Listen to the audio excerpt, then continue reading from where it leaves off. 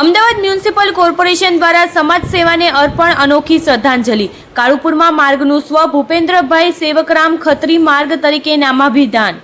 Ahmedabad municipal corporation દ્વારા કાળુપુર વિધાનસભાના પૂર્વ ધારાસભ્ય સ્વ ભૂપેન્દ્રભાઈ સેવકરામ ખત્રી, જેઓને ભૂપેન્દ્ર ખત્રી તરીકે ઓળખવામાં આવે છે, તેમની યાદમાં કાળુપુર વિસ્તારમાં આવેલી હાજા પટેલની પોળથી એનસી બોડીવાલા કોલેજ સુધીના માર્ગનું નામાભિધાન કરી તેને સ્વ ભૂપેન્દ્રભાઈ સેવકરામ ખત્રી માર્ગ તરીકે જાહેર કરવામાં આવ્યું હતું.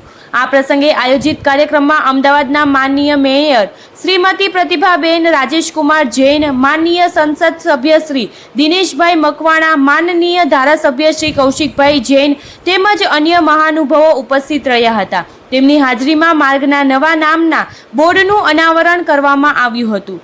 સ્વ ભૂપેન્દ્રભાઈ સેવકરામ ખત્રીએ પોતાના જાહેર જીવન દરમિયાન સમાજ અને વિસ્તારના વિકાસ માટે નોંધપાત્ર યોગદાન આપ્યું હતું.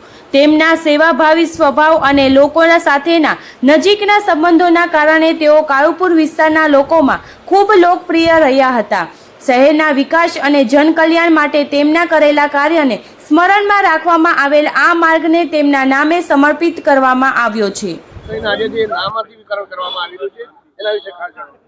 મારું નામ જ્વલિત ખત્રી છે અને મારા પિતા સ્વર્ગસ્થ ભૂપેન્દ્રભાઈ ખત્રી, જેઓ કાલુપુર વિધાનસભાના પૂર્વ ધારાસભ્ય હતા અને તેઓના નિધન બાદ અમદાવાદ મ્યુનિસિપલ કોર્પોરેશન દ્વારા મારા પિતાજીના ટેલિકો ડોમથી લઈ અને કાલુપુર ટંકસાળ એનસી બોડીવાલા કોલેજ સુધીના માર્ગને સ્વ ભૂપેન્દ્રભાઈ ખત્રી માર્ગ તરીકે નામાભિધાન આજરોજ કરવામાં આવી રહ્યું છે.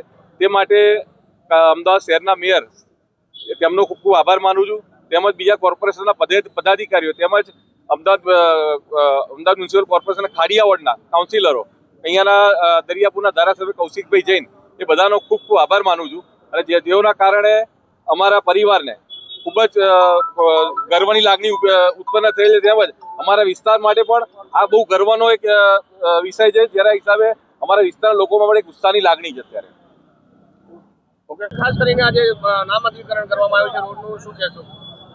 આજે મારા માટે ખૂબ ગૌરવની વાત છે કે મારા વિધાનસભા ક્ષેત્રમાં નકદલના હનુમાન ના પાસે આવેલું રોડનું નામ જયેશ પ્રજાપતિ, જયેશ નાયક આપવામાં આવ્યું.